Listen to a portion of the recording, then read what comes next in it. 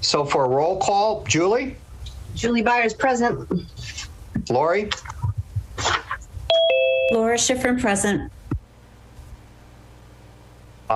Lance McNally, present. And Mike? Mike Verosco, present. Okay, so we have 4 of the 5 planning board members. So I'd just like to go ahead and appoint Ian as a voting member in the event that Carol does not join the meeting. So 1.2, additions or deletions. I have none. 1.3, approval of the minutes for February the 28th. Julie, do you have any comments? No comments. Lori, do you have any comments? I have no comments. Mike, do you have any comments? No, I don't have any comments. Ian, do you have any comments? Oh, no comments. All right, I just have 2 comments. One of this is really nitpicky, Beth, but between on the notes for the work session between 2.1 and 2.2. All right, let me just pop that up. Yeah, go ahead. We have an extra line feed. Okay. Okay. See, I do that just so you guys know I occasionally do review the draft minutes. And then, and you may have to help me, but in 2.8, when we're talking about the Townsend Municipal Vulnerability Plan, Beth? Yeah. There's a comment here about Vinny that he said he has also been asked to attain grant funding for a town electric vehicle charger, which is also in the MVP plan. Uh-huh. Is that true? Say that? You don't remember him saying that? I thought he was. I remember him saying that, but I thought it was in reference to the draft master plan and not the MVP. Oh, he referenced that plan? Because I can go back and look in the video, or I could just take it out if you guys want. You do whatever you want to do. Okay. Okay? I'll go back and I'll. So those are my only. Okay. I mean, Beth, I would probably, if I were you, I wouldn't waste my time listening to the recording over again. I would just, if you want to keep it real simple, you can just say he has also been asked to attain grant funding for a town electric vehicle charger, period. Okay. Yeah. Yeah. That sounds good. Okay? Mm-hmm. So with those 2 additions, is there a changes? Is there a motion to accept the minutes? I'll make that motion to accept the minutes as presented with those 2 changes. Yeah. Do I have a second? I'll second that. Okay. So Mike seconded that, and I think Julie was trying to second it, but her audio didn't come through. How do you vote, Julie? Julie Byers, yes. How do you vote, Lori? Laura Schifrin, yes. How do you vote, Ian? Ian, yes. How do you vote, Mike? Mike Verosco, yes. And Lance McNally, yes. All right, so if I'm looking at the agenda, our public hearing does not start until 6:45. So let me just jump down to see if we can get some other stuff done prior to that. So 3.1, which is a ZBA, Zoning Board of Appeals, mandatory referral. So this is 196 Wallace Hill Road, where there's an application for an, is someone saying something? Beth, was that you? Sorry, Okay. I was on.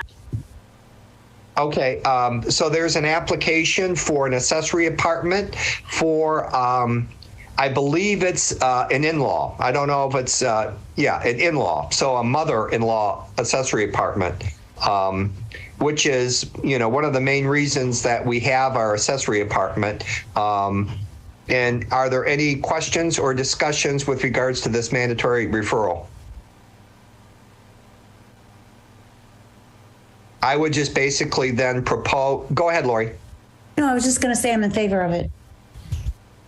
I don't Yeah, have any. definitely in favor of it as well, because it's definitely providing housing for, our aging population, maybe it. So any discussion on this? Any discussion at all before we have a motion? Julie, you good? I'm good. Ian? I'm good. Okay, Mike? I'm all set. Okay, so I would probably propose that our referral comment is that, the planning board is in support of this, of a mother-in-law apartment at 169 Wallace Hill Road.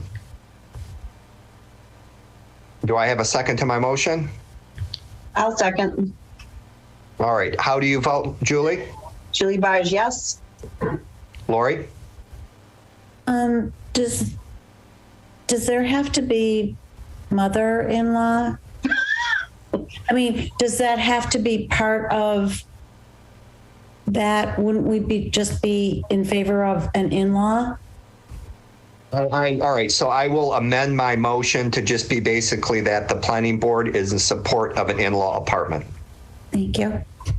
And I'll Okay, second the reamendment. all right. How do you vote, Julie? Julie Byers, yes.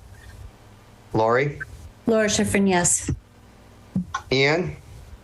Ian Ortiz, yes. And Mike? Mike Verosco, yes. And Lance votes yes. All right, 3.2, final process for the Townsend master plan. I've started to work on it, but unfortunately I got bogged down in some actual real work for my job. So I will have something for the next planning board meeting, okay? 3.3, safe routes to school. Carol's not here. Is there any update that you can provide, Beth? You're muted, Beth, just so you know. No, there's no update at this time. Okay. 3.4, MVP. Any updates, Beth? Oh yeah, there was, what did I put in the file?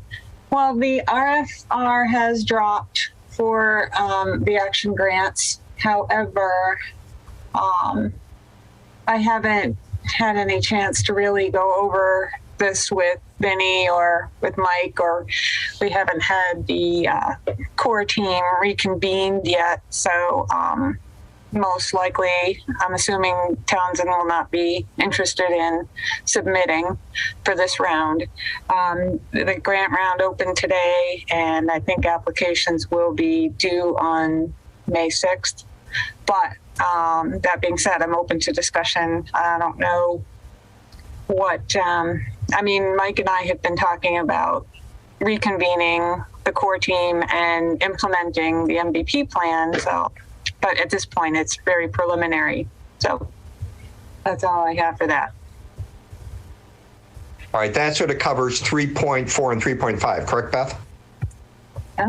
Yes. Yeah. Okay. Unless you want to. So, Mike. Yeah, Mike, are you looking at your iPhone?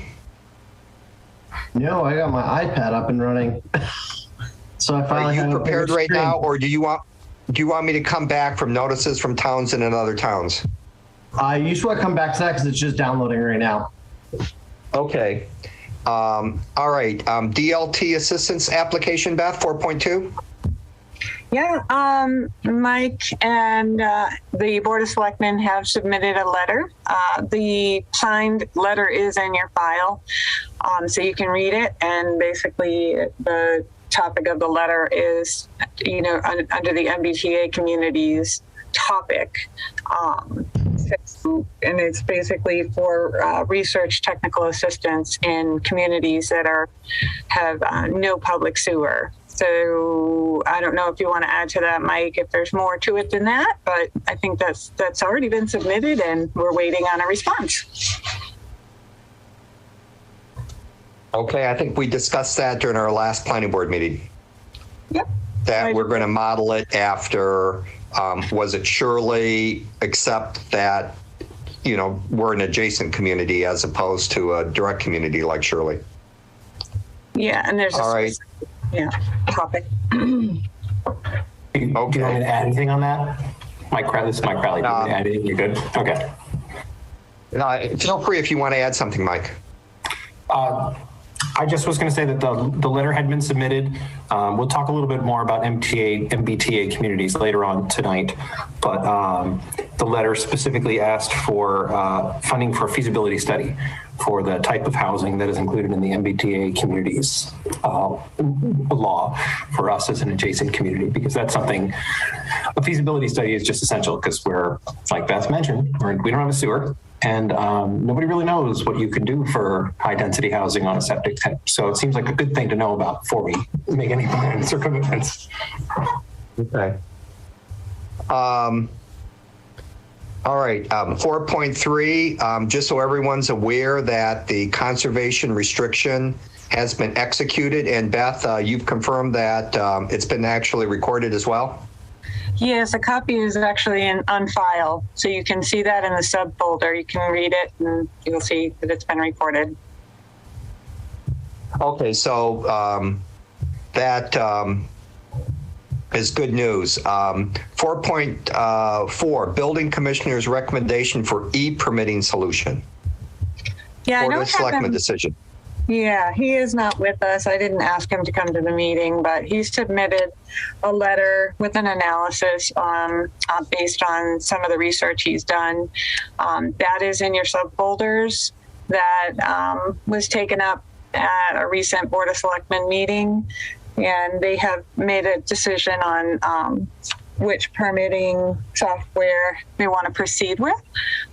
So I don't know too much more of the details, but I do know that it's a great system that is going to be basically per permit fee, which will be great because it won't be a huge installation cost or maintenance. So maybe Chaz has more information on that you want to share. Is there anything else you want to add to that, Chaz? Well, the proposal was for two proposals. The one that we agreed upon, I personally liked because it was a plug and play kind of thing, number one, but number two is we can expand in pieces and modules as opposed to buying the full program and gearing it down. So I think we can build this to exactly what the needs are the town are. Okay, great. Yeah, so we're excited about that being implemented. Yeah, it's like we're finally moving into the 20th century. I'm going to miss the stone tablets. I mean, well, we can send you over a modem or two there. What, you have any spare, Bell 212A, acoustic modems? No, well, I have a 1200 I can send over. Okay. Gosh, I will show my age. I remember the days when I used to dial up with the handset and stick it in there and go 300 bits per second. I think I can type faster than that. All right, so we're 6:45. So at this time, I would like to open the public hearing with regard to a site plan review special permit for the mobile food vehicles. So let me introduce the board members. So Julie, introduce yourself as a board member. I am Julie Byers. Lori. Laura Schifrin. Ian. Ian Ortiz. Mike. Mike Roscoe. And Lance McNally. And so, Beth, I assume that you've captured a sign-in sheet with everyone that's attending this public meeting? Yeah. Since we don't have a virtual clipboard? Yep. All right. With that, let me read the legal announcement.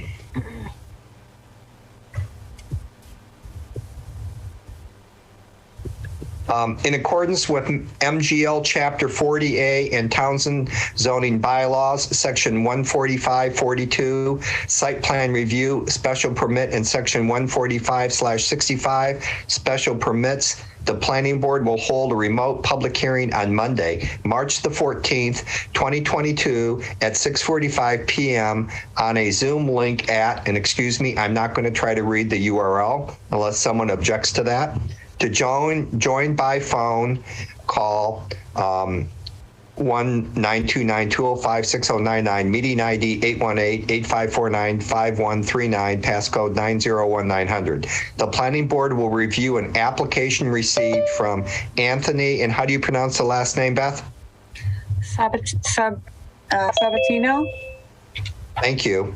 ASC Enterprises Incorporated regarding a change in use proposal to redesign the property at 32 Main Street, Assessor's Map 33, Block 60, Lot 0, zoned OCD. Outline Commercial District to open and operate a food truck park providing food services accompanied by mobile food trucks for takeout and sit-down picnic style park. The application is available for review at the Land Use Department and the Town Clerk offices at 272 Main Street during regular business hours or by emailing a request for digital copy to bfaxon@townsendmass.gov. Parties wishing to speak in favor of or in opposition to this proposal may do so in writing to the hearing or may join the hearing remotely in person or represented by an agent or attorney. Interested parties are encouraged to attend. Respectfully submitted, Lance J. McNally. Beth, did you catch that we've had one other person join our public hearing? Yeah, thanks. Okay. The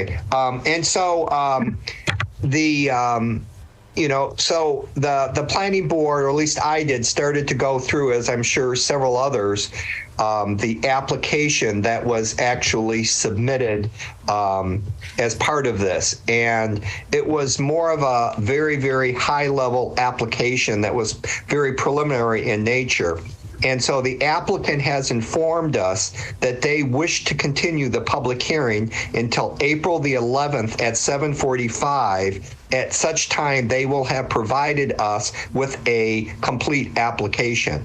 And so given that it makes no sense to, review a book that we haven't read yet, I think it makes sense for the applicant to provide a detailed application and plans, which I think will address a lot of the questions that we have. And so with that, I would like a motion to continue the public hearing until April 11th at 7:45, and the applicant has agreed to that. Do I have a second? I'll second it. Okay, Ian seconds it. So Julie, how do you vote in terms of the continuance? Julie Byers, yes. Lori? Laura Schifrin, yes. Ian? Ian Ortiz, yes. Mike? Mike Brosco, yes. Okay, and Lance McNally, yes. So we'll continue the public hearing until, as I said, April the 11th at 7:45. With that, are you ready, Mike? I think we'd move on to MBTA Communities. Yeah, absolutely. Thanks. I gave kind of a briefing to the Board of Selectmen at the last Board of Selectmen's meeting, the one in the beginning of March, letting them know about just so everyone had all the information about the Mbta Communities Act that was passed in 2021, an act enabling partnerships for future growth, and the draft guidelines that have come out since. It's a big topic, and it's something that's affecting a lot of towns in Massachusetts, so it's a good thing to have a conversation about. So I'll get started if everyone's good. Hopefully everybody got all the stuff I sent along. If you don't, I'm going to go through it, and you can ask questions, and we can figure things out. But if you have it, you've got it in front of you, hopefully. So the law that was passed in 2021, I'll just read the first part. An MBTA community, which is Townsend, shall have a zoning ordinance or bylaw that provides for at least one district of reasonable size in which multifamily housing is permitted as a right. provided, however, that such multifamily housing shall be without age restrictions and shall be suitable for families with children.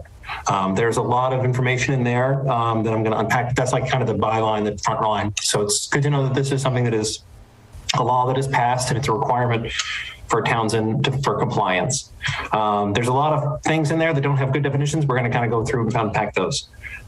So for the district of reasonable size, there are different categories for MBTA communities. We are an MBTA adjacent community. That means we don't have a public transit system in our town. We don't have a train station or a bus stop, but we are adjacent to towns that do. So there's different requirements for different communities within that overall structure. As an adjacent community, our district requirements are that it has to be 50 acres with the bylaw for housing by right. And the multifamily housing in this case refers to a building with 3 or more residential units or 2 or more buildings in the same lot with more than 1 residential dwelling. Additionally, there is a density requirement and this is again bylaw, not construction. There's a density requirement of 15 units per acre. And so over a 50 acre, the overall minimum density, the total requirement for the whole area is 750 units. So this is a big undertaking. This law was passed. It can be something that's a bylaw that's for an overlay district. So it could be on top of existing multifamily housing if it's communities that have that already. But it's a big divergence from the current bylaws for multifamily housing in Townsend. There can't be an age restriction on the housing. So this couldn't be housing exclusively for seniors or anything like that. It had to be for any age group. And there can be no legal restriction on the number of bedrooms, the size of the bedrooms, or the number of occupants. So when we talk about these units, these 750 units, they could be a unit that could, by bylaw, have 1, 2, 3, or as many bedrooms as the builder seems to deem fit. As I mentioned, we're an adjacent community. Most of the towns that are MBTA direct communities, there's a requirement that this district be within a half a mile of whatever amenity there is in that area. So if there's a train station or a bus stop, it has to be within half a mile for that. Townsend doesn't have that, so there's less of that. It's still recommended that it be close to a developmental downtown center or something with public amenities in some form or another. But we don't have like as specific a pinpoint requirement that a lot of other communities have to have. So that's kind of like the big takeaway. And I figure we'll stop along the way and have a couple of points for questions in case anything I wasn't super clear on. And then we'll kind of go into the next part. Does anyone have any questions so far? I do. Sure. If I may. So, correct me if I'm wrong. This is a mandate of the way it stands. There's no in between, or there's no, because 15 units per acre, and you have to have the 50 acres that you're doing this on, or can it be a accumulation of different parcels throughout the town? That's a great question. So it doesn't have to be contiguous. There has to be a certain amount that is contiguous, but you can have others. It's a little less clear about that. They talked about on the panel that they had a briefing about this. The state held a briefing about it. They talked about how it doesn't need to be contiguous, but a certain amount does. I think it's a half or a quarter has to be contiguous. To my notes. But you can have other. Doesn't have to be one single parcel, but there are requirements for how much there has to be, and it can't be disparate across the entire town. There still has to be some sort of a cluster. So it's one of those things they were a little less clear on that one. So a lot of this, I should have prefaced with this. So a lot of this information comes from the draft compliance guidelines. The draft compliance guidelines are just that, they're a draft at this point. They're open to public comment at this point and through the end of March. So anyone is welcome to put forward public comments about it, whether they're residents or committees or anything like that. And they are considering that. So kind of going through some of the things about that little compliance, that's kind of, there could be things that change, but I would imagine that the core of this is going to be pretty true. But I'm hoping they have a few extra addendums to address. There is here we are. So at least one portion of the overlay district must include at least 25 contiguous acres, and no portion of the district is less than 5 contiguous acres. So you can have multiple parcels, but one has to be 25 and every other one has to be at a minimum 5. So you can spread it out a little bit. But I guess the question would be, because we're not on public sewer, yet we're an adjacent town, that whoever is making these laws needs to be able to make it accessible for all the communities, not just the cities that have public sewer and have high density to begin with. You know, we do not. I mean, there's a few sections where we have multiple units. So what I'm saying is, if there's this open discussion about this mandatory law, that they have to make some adjustments so that communities like ours can participate in a meaningful way. Because if you say either or, then we don't get to grow at all. If we can't have some zoning that allows us to grow within what our land will take, because we don't have public sewers, because the other alternative is a sewage plant, you know, a sewage treatment system, and they are known to fail. And when they fail, they're very expensive to fix, especially when you already have the housing there and you need to do that. I mean, we're talking hundreds of thousands of dollars. We're not talking $20,000 septic system in or $15,000 today in sandy soil. So I think that should be part of the, I guess I'm offering that as part of the discussion when they finally put the stamp on this bylaw that they're asking us to pass, which won't mean anything if we can't do anything. That's a great comment. There are, sorry, I was just going to respond to that. There are two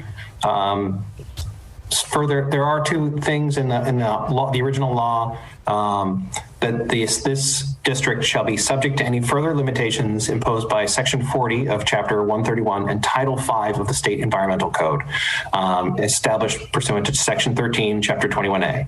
So that basically refers to wetlands, water resources, and things like that. So there is something codified in the law that they recognize that is a situation that has to be addressed. It is a lot to think about, honestly, and we are not the only community in the MBTA communities that does not have public sewage. I think the smallest town population is 3,000 people in Princeton that does not have public utilities. So 750. I was going to add, Mike, I don't believe that Lunenburg, Shirley, Groton have any public sewer as well. I think there's about 15 communities that don't. So it's a pretty large group. And at the public discussions that have been had with the state that I've been present at, I've asked if there's going to be a work group initiated for those towns, because there's a lot of towns that have the exact same challenge that we're having, and that how do we do this sustainably and safely for our community, for our waters. So I think it's a great thing. And that's one of the reasons the draft DLTA letter that was read earlier specifically asked for a feasibility study about multifamily housing on a septic system, because if there is some law that I or no one else have managed to find yet that says you can only have X number of apartments or units or bedrooms or bathrooms in a specific area, then that would obviously inform what we would have to do. It is a zoning ordinance and bylaw for the housing as a right. It's still anything that goes forward that doesn't automatically green light construction. Construction still has to go through the normal process, but it does establish that zoning bylaw regulation. So, yeah. More questions? I have one quick question, Mike. Yeah. Did we, and I don't recall what the date was, but we had to reply back to the state that basically says that we're moving forward with this. Did you, is that something that we've sent back to the state? Yeah, that's a great transition to dates. So the dates, in addition to the public comment period that is currently open until March 31st, there's a deadline of May 2nd that we have to submit the MBT community information by 5 p.m. that just says we've had a briefing for our Board of Selectmen, and it basically it indicates who the point of contact is and gives some contact information. So I've already looked through the form. It's a very straightforward form where you just kind of put in names, email addresses, the town. It's that basic initial like point of contact information, and you supply the fact that you have had a briefing with the Board of Selectmen or whatever executive for the town is, which we have done at this point. So we've already kind of met that. I'm going to be submitting that, and that'll take care of it. The next deadline is the end of this year, December 31st. That's when we have interim compliance. That's when we submit a complete request for determination for compliance as set forth in Section 9, if we happen to be a community that already has an area of high enough density. Or we notify them that there is no multifamily district that fully complies with these guidelines and submit a proposed action plan. It's basically saying, how are we going to do this? Are we going to go through the route of setting up a bylaw through town meeting? Are we going to create a zoning ordinance? So those are the only requirements within this calendar year. By that December 31st, we basically have to say, no, we don't already have this in our backyard, and that we are going to figure out a way to work on it if we choose to do that. So those are the dates for this calendar year. The next date is July 1st of next calendar year, which we have to have a creation of an action plan. That's where we put forward what our proposed action plan is, put in the timeline, put forward any planning studies or community outreach that happens to be involved with that. That's where this goes in, and that's where we start having a conversation. Whatever plan we have has to have that we need to get approval by the end of July, by July of 2023. And then the final deadline is at adoption of the zoning amendment. This is when you actually need to have the zoning bylaw or the amendment done. That is December 31st, 2024, because we're an MBTA adjacent community. So that's the timeline we have. If we decide to go to the route of, say, going through public bylaw change through a town meeting, that would have to be ratified and in place by the end of 2024. So we have some time to work on this. This is not like a get-go thing. The only quick deadline was putting in for the DLTA grant, which is why we kind of moved things quickly. But this is not something that anyone in the town is rushing on. It's a big topic, and it's worth good conversation. So, more questions?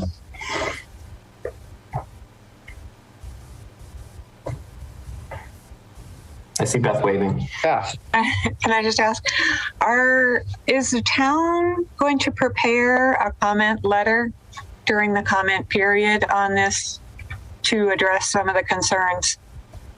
That's something that the town hasn't specifically said that they are going to do. I personally feel that that would be a good idea. And I think that a lot of other communities are considering that. There is some talk about committing some people who are involved in the MRPC, Massachusetts Regional Planning Commission, coming together to put a comment. I would say if any residents want to put a comment in, it's a public hearing. People are welcome to do that. I think the town should very strongly consider putting in one, and it could even say come from the planning board. The planning board could put a comment if they wanted. There is no requirement. You're not limited to one. You know, it might be good, Mike, to sort of poll our surrounding communities so that there may be, if it makes sense, to have a common comment, if you know what I mean. It would have a lot more strength if there were like 4 communities that had the same comments. Well, I will point out that typically in public hearings, in public comment periods, comments that are very similar can be treated as one. So if you get 500 comments that say the exact same thing, you get to respond to it as if it's one comment. If there are 500 different comments, you have to reply to every comment. So in some ways, I'm just saying that. Yeah. It would be good to poll our adjoining communities so that way, if we go, oh my goodness, that's a great comment, you know, we might want to jump on that. Okay. Lori. I think MRPC is doing that because it was discussed at the last meeting. Okay. The adjacent and the primary and those representatives around the table from the different towns were speaking up who were adjacent or I remember Glenn saying certain communities in the Montechusett Regional Planning Commission are not affected by this at all, but the adjacent and the primary are. So I think they're working on it. And if we have that time, I'm sure that comment will come back to the towns. Right. Anything else, Mike? So if anyone would like, I just kind of, for comparison to the normal town bylaws, the normal town bylaws at the moment for multifamily housing, the density requirement is not to exceed 1 apartment per 3 acres in residential RA districts and 2 acres in RB districts. And then the structures can't contain more than 6 units. And there's a limit that for one structure per, is it 1 structure per lot? But it's a pretty radical difference between the Mbta community standards and our standards. This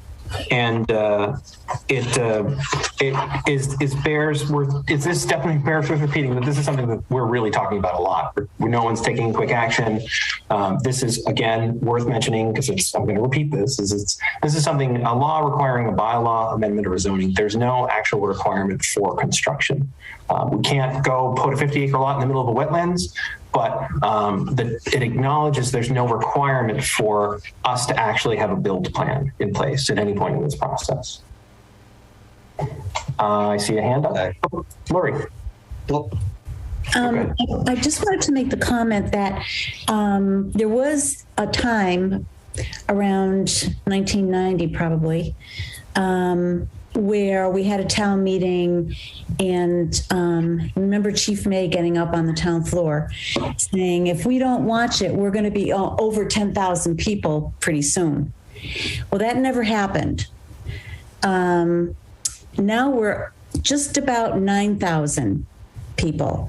And I think we need to take that into consideration when we're addressing new development as far as impact on safety in schools when we're already down 1,000 people than what we were used to having. So I just wanted to throw that out there. The final thing I'll touch upon is they do have guidance of effects for noncompliance. So, for example, if we didn't submit any of the forms, it didn't come to any of the deadlines. Mbta communities would not be eligible for funds from the following grant programs, which include the Housing Choice Initiative, the Local Capital Projects Fund, and the MassWorks Infrastructure Program.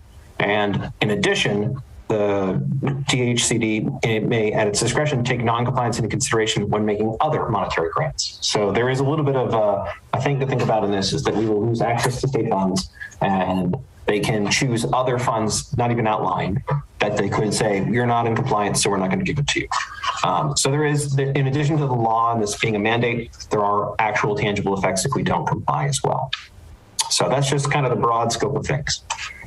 May I just address that? I mean, maybe that's something that we want to put in our comments because it's very broad based just to end any other grant that we feel like, you know. So maybe that could be a look at the effects of non-compliance and come up with some, you know, comments for that comment period. To me, that, you know, I don't know. I know you asked me to look into whether or not Townsend is involved in these grants, and I haven't done that, but Lori and Chaz, are you familiar with any of these grants? Mm-hmm. The Housing Choice Initiative? Mm-hmm. Yes. And is Townsend actively involved in that? Mm-hmm. Okay, so that's a big one. Good to know. Real good to know. It was interesting. There was one person at one of the public meetings representing a town. They did not currently have any grants from those 3 grants and said, well, we didn't get any money from it. Why don't we just not do it? And they said, well, it is a law. You are supposed to do it. And that's why there's that a discretionary thing at the end is that idea that like if someone decides that they don't care about those 3 grants, they just don't comply. That's not something that is unfortunately an option in this case. We can't just choose not to follow the law. But I would, like I said, it's the public comment period is open right now, and we're doing the preliminary. We've already had the preliminary meeting. We're going to be submitting the form with just the point of contact. I just want to make sure with the folks involved that I should be the best point of contact in case there's someone else who would be more fitting to that. But I still have to talk to housing and a few other folks about that. But otherwise, we're just kind of moving forward. But I wanted to give a briefing on it so that you guys are fully informed, because this is a big part of some of the stuff that planning will be talking about in the future. Lance, I think it was you that said at a meeting when we first talked about this, and I think it was the meeting that Karen was at. Karen presented this to us, Karen Chapman. And the words were said, well, it's the law, you can adopt it, you don't have to follow it. I mean, I think we agreed at that meeting that we would adopt it because it was the law and because of the grant funding that we may miss out on. Of course, we're going to try to work at it. It won't just be the law to us because we do need to increase housing. So Lance, remember you saying that we would go, I seem to remember you saying that we would of course go, and I thought we agreed in planning that night that we would go along with the law. And one of the comments you made was, let's find out what the grants are that we would be missing out on so that we can speak about it at town meeting and let the public know why we are going forward with it. So in all fairness, Lori, I don't remember what I said. All right. That being said, I think that we need to know what grants we're going to be missing out on to just basically, I think, sell it to the public. I don't think that we can go into a town meeting saying that, we want to increase this density without basically also being able to inform our citizens or our residents of this is what it means. If you vote no to it on this, then these are the ramifications. Clearly, if we're going to be working on something that meets the state's requirements, I believe that we're going to work on it, we're going to do it, and we'll support it. And that's what you said. Okay. I just, I was just asking what we're, my only rationale for asking what we're going to miss out on is to be able to market it. Yeah. Well, I think there's a good, anything I'd like to do, even if I think it's a great time to ask good questions and figure out what it is the town needs and figure out, in this case, they've got resources behind people figuring out how to comply. I think we should take advantage of those to at least get an understanding of how we can get what we want for Townsend out of this. And I'm glad to hear there's a lot of conversation about it. Everyone who knows me and my work, I try to make really sound, well-informed decisions and make strong recommendations for things with lots of information. So I'm really glad that we're having a lot of conversation about this at this stage very early, so we can start hearing thoughts, we can start pitching around ideas and finding out best information for the town. So I appreciate that. Chaz, would you like to add anything? I'd like to speak as a state representative to the Housing Authority and not a selectman at this point. I just wanted to throw out to Mike, and I think I had said you have to take your vest off. I've in my state meetings, we've been talking about this for over a year and a half. I brought this to the attention of the Housing Authority about a year ago, and that was the first time that somebody knew about it, about what this entails. I want to be very clear that the emails that I'm getting, people are afraid that we're building a 750 unit complex somewhere in town, which we're not. This is that we have to come up with some sort of bylaws to be able to accommodate if there was somebody that had found feasibility to build such a thing, which is why we're looking in the DLTA. I wanted to say that first of all. Second of all, Lance, to address a couple of the issues that I'm seeing is that these grants are not specific to the planning board, but they are specific to the town. They're more specific to the housing trust to be able to build affordable housing in certain areas. The town also, it places it gives the ability for our town to be placed on a priority grant list, which means that if there are grants available, we would be the first ones on this list to be picked. And that's what we are striving for. The Housing Authority put together the housing production plan to put us on this list, this priority list, so that we would be the first, one of the first communities to be, to get these grants. So if we don't take any action on this, we have the ability to fail at the housing production plan that was just approved, but more importantly, to allow for additional funding for other increased housing in our particular area.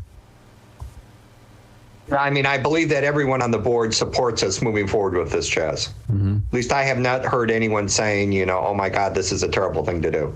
Yeah, I haven't either, but I just want to throw it out there. I feel obligated to make sure that we're all informed of, this is really a bylaw, writing a bylaw to support something that nobody's got a hammer and nail that they're ready to put something together. This is something right. to prepare us for the future. Yeah, I agree. Now I'm putting my other hat on, Lance. Okay. All right. I can see that. Boy, you have a nice selectman's hat. Wish I had a hat like that. All right. Anything else, Mike? That's it for me. Pardon? I'm all set.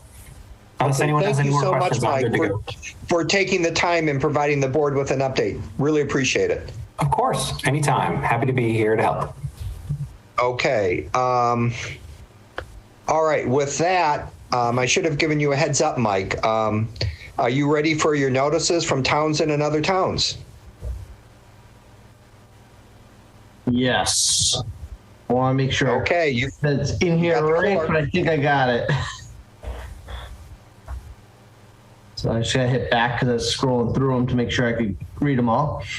All right. So the first one is a notice from Townsend. Lance, do you want me to read them all or just give basically the gist of what it was? I personally like the give a gist on what it is. And then if a planning board member wants to, or if anyone wants more information on it, then at that time, then do a deep dive. All right. Perfect. Does that make sense to the other board members, Lori? Julie? I'm good. All right. Ian? Does it make sense? Okay. Go ahead, Mike. Perfect. So the first, if it makes sense to you. Yes, it makes perfect sense to me because it's a lot of just general verbiage in there. So the first notice is from the Townsend Planning Board for the proposed amendment for the water for the small flock and fowl, the female chicks, hens, no roosters, with the change in that bylaw. The second one is another Townsend Planning Board for the dog grooming establishment, dog training establishment, and daycare establishment for, doesn't say the address there. The address is going to be further along. And that's going to be virtual public hearing on April 11th at 6:45. The next one. The next one is from the building commissioner for the town of Townsend, an accessory apartment at 89 Main Street. They went out, they found that it was an accessory dwelling unit, and they figured out that the easiest way to fix it would be to remove the stove. Let's just go to the next page. Come on. There we go. Next. Quite a few notices on this one. That was a blank email. Zoning Board of Appeals, the notice of decision for a special permit to operate a kennel in a residential district at 478 Main Street was granted. Next one. Come on.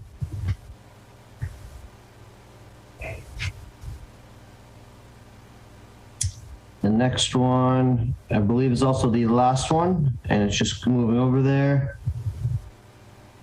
It was a notice of decision for a special permit to convert the building on the premise of 241 to 247 Main Street to a mixed-use commercial residential units in the downtown commercial districts, and it was granted as well too.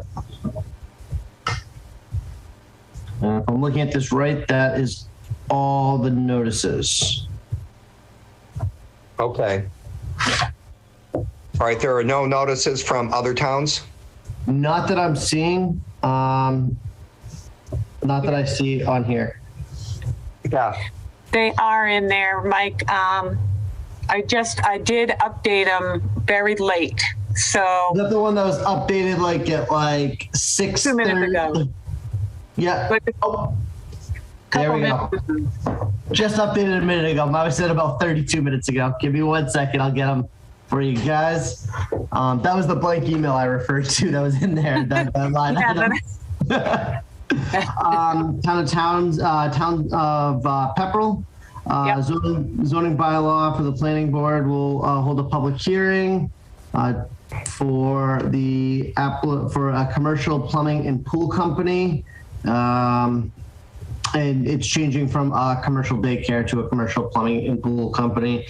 That is going to happen on March 21st at 7:05. Town of Groton is, they granted a special permit to 31 Adams Ave. Doesn't really say what it was for though. It's just a special permit, whatever they applied for. Another Town of Groton, the planning board, public hearing notice for citizens petition, zoning amendment, definition of age restricted housing on Thursday, March 24th at 8 o'clock. The proposed amendment would change the definition of age restricted housing in section 218-3 by eliminating the requirement to provide affordable housing in development that utilizes the provisions of age restricted housing bylaw 218-9.3b.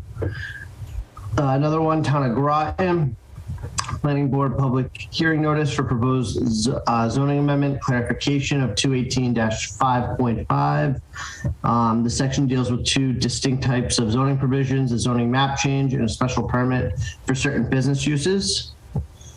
Another one for Town of Groton, planning board public hearings notice for a site plan review of the Florence Roche Elementary School. That's happening Thursday, March 24th at 7 p.m. Town of Ashby has a planning board legal notice for a zoning amendment to delete section 9.4 open space residential development in its entirety and replace it with section 9.4 pertaining to natural resource protection zoning.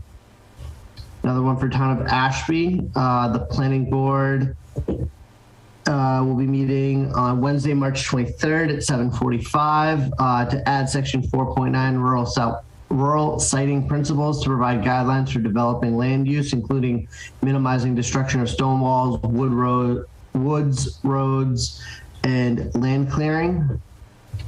Another one for Town of Ashby, legal notice for public hearing, zoning amendment, Wednesday, March 23rd at 7 p.m. to add section 4.8 for common driveways to allow common driveways in subdivisions or non-subdivision projects by special permit. And Town of Pepperell Planning Board notice of decision was on February 22nd, 2022. The decision of the planning board is on file with the papers of this matter.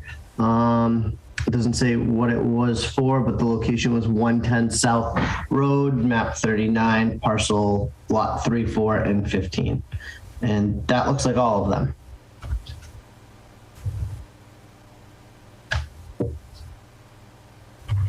Does help if I unmute. Anyone have any questions with any of the notices? All right. So Lori, I assume that you still have your hand left up. Okay. From the previous one. All right. All right, Beth. So let's move back to 4.5 with regards to stormwater permit inspection reports. Okay, so basically in your subfolders, you should see the monthly construction inspection checklist from Campbell Farm and from Wheeler Road. Those are the two permits that are active right now. We also received a updated stormwater operation and maintenance manual from the Campbell Farm project, where they have provided the stormwater management system operators and owners and the agreement for the responsible parties for future ownership of the stormwater management system. That's it. Okay. Any concerns that you want to bring to the attention of the board, Beth? No, not at this time. Okay. Everything seems to be good. We're going to be arranging a site visit with at the solar array, 22 West Meadow Road. I forgot to mention that's also active, with the engineer to work on the certificate of compliance. And that's coming up probably in the next month. I'll have to get back to you on the date. So I'll follow up on that. Okay, thank you. All right, so I'm going to let you handle the next two, Beth. 5.1 in terms of how to be an effective public board and commission member on YouTube. Yeah, that was updated. I guess the guide has been updated recently, so I just put that in the folders for board members. And then there is an associated YouTube, associated video. So that's all linked and added in your subfolders. It's a refresher for many, but also good to do. And 5.2 is the Mbta Communities slide deck from the webinar that was held on February 17th by the Mass Executive Office of Housing and Economic Development. That's, again, more information for board members on the MBTA amendment to the Chapter 30A. So that's just, it was just a high level. So the slide deck, I think, would be very useful for more information on that topic. Okay, super. Thank you for making us aware of those. So our next meeting is currently scheduled for March the 28th. And April the 4th is the one after that. And our annual town meeting is on May the 3rd, so everyone's reminded of that. Does anyone have anything else to say? And if not, can I have a motion to adjourn? Only that we now have a meeting 3 weeks in a row, being the 28th, the 4th, and the 11th of April. Yes.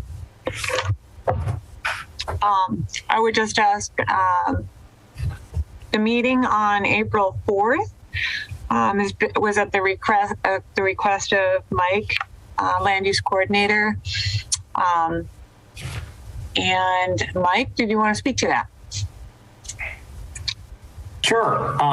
The meeting on the 4th, the reason that date was put in as a holder date is there's a couple of conversations that are going on in town about possible inclusions to bylaws, amendments, anything for the warrant. And the last date for that the Board of Selectmen is going to approve warrant articles is the day after. And so there may be some things. In particular, there was a petition that was submitted for acceptance of public roadways. It hasn't been received by the Board of Selectmen, but there's 2 roads that were proposed to be accepted as public roadways that are currently private roadways. And if that happens to be that the Board of Selectmen, if we go through the process, we would need to meet, and there would need to be a meeting of the planning board to have a public hearing before the Board of Selectmen could have a public meeting. And so that date is the only date, unfortunately, that works. So that was why that extra meeting got stuck in the middle there. And so if we don't have anything to discuss on the warrant, then Beth, we would not have that meeting? Yeah, because the public hearing, actually the public hearing for the 2 warrant articles is April 11th.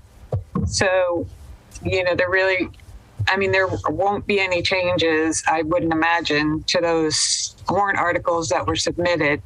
The, 14626 about, B9 for the dog grooming and 14626 A10 for the chickens.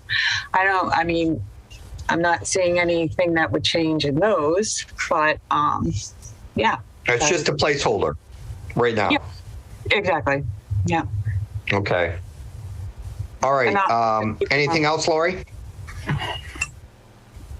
No, I was just trying to confirm the 3 dates in a row and then is there another one in April? No, April because the of the town 11th. election. Okay, the next one's maybe. Beth, excuse me. Didn't we continue the public hearing till April the 11th on the? Correct. Okay. That will take place after the two zoning amendment proposals. So there'll be a public hearing at 6:45.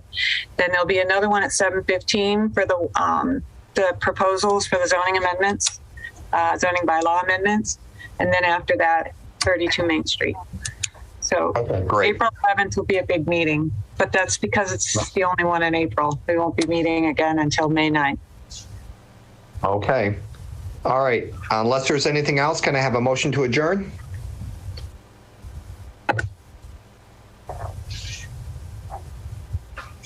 Make a motion to adjourn, Lance. All right. Do I have a second? Second, Laura Schifrin. Okay. And how do you vote, Lori? Yes. Wait, what? State your name, please, with your vote. Laura Schifrin, Yeah. yes. Thank you. Ian, Ian Ortiz, yes. Julie, Julie Byers, yes. Mike, Mike Barosco, yes. and Lance McNally, yes. All right. Thank you, everyone, for your service to the town and for tonight's meeting.